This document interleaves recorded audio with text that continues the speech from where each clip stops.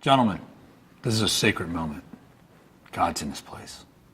It's great to be with you men today as we celebrate your accomplishment. You have allowed this material to teach you, even haunt you, and encourage you to become the man God has called you to be. You have served as an important role model to your teammates as each of you have looked at your own individual lives and faced your past while preparing for a better future.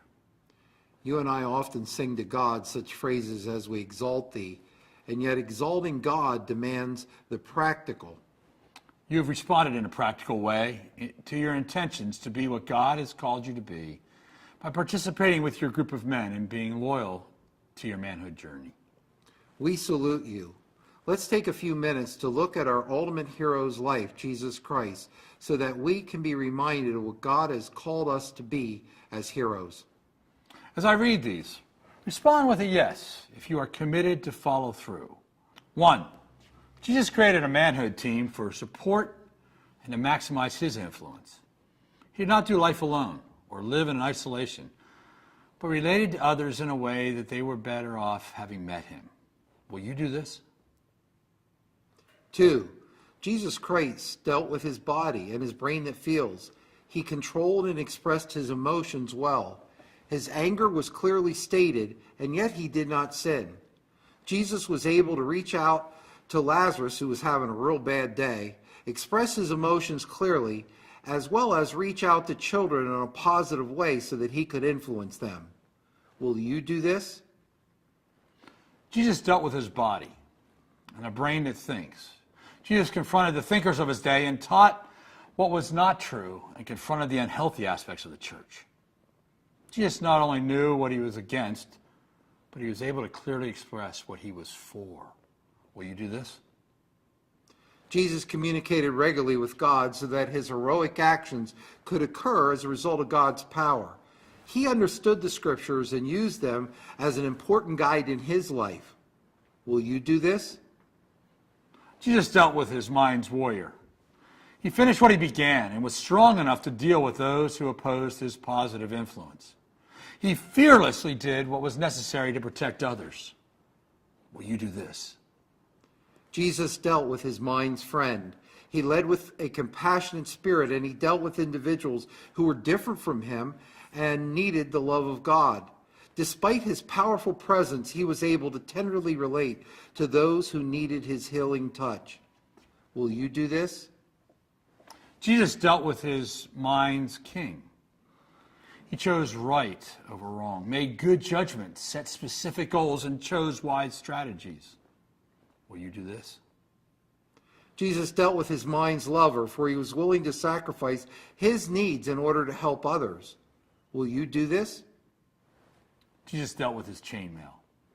He put his early history and family in perspective and appreciated these relationships. He was honestly aware of his family's difficulties and did not use where he came from as an excuse. He reached out to his family during crisis moments and took care of them. Will you do this? Jesus dealt with his armor. He discerned the hidden motivations of the people around him, stepped towards those who were safe, and yet set boundaries with those who would harm him, and spoke the truth in love to all. Will you do this? Jesus dealt with his body and his instincts. He experienced pain for our good. He fought against the unhealthy, the dominance of the church, fled those with negative agendas, both protected and sacrificed himself, bonded with others, and yet maintained his own viewpoint. He controlled his sexual impulses, enjoyed the pleasures of his day, experienced pain for our good. Will you do this?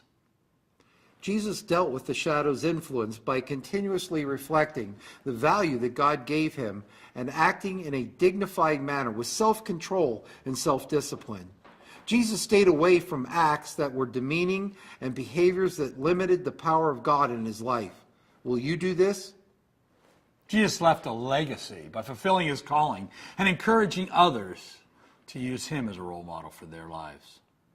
You and I are God's legacy as we go out positively to affect the world beyond his death on the cross.